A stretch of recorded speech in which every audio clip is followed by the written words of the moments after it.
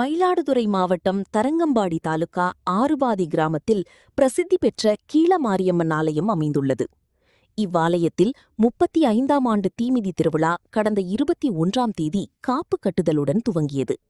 அதனைத் தொடர்ந்து தினந்தோறும் அம்மன் சிறப்பு அலங்காரத்தில் எழுந்தருளி வீதியுலா உள்ளிட்ட நிகழ்வுகள் நடைபெற்றது.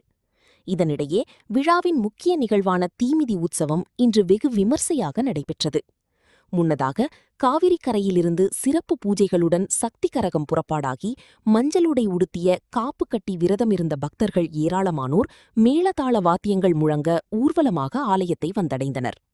அங்கு கோவிலின் முன்பு அமைக்கப்பட்டிருந்த தீக்குண்டத்தில் சக்தி கரகம் இறங்கியதைத் தொடர்ந்து விரதமிருந்த பக்தர்கள் தீமிதித்து தங்களது நேர்த்திக்கடனை செலுத்தினர். பக்தர்கள் குழந்தைகளை தூக்கிக் கொண்டும் தீக்குழியில் நடந்து வந்தும் தீமிதித்து மீசிலிருக்க வைத்தது. மேலும் 16 அடி நீளம் கொண்ட அலகினை வாயில் குத்தியபடி பக்தர்கள் தீமிதித்த காட்சி அங்கிருந்தவர்களை பக்தி பரவசமடையச் செய்தது. பின்னர் சுவாமிக்கு மகா தீபாராதனை காண்பிக்கப்பட்டது. இதில் ஆறுபாதி மற்றும் சுற்றுவட்டார கிராமங்களைச் சேர்ந்த ஏராளமான பக்தர்கள் பங்கேற்று சுவாமி தரிசனம் செய்தனர்.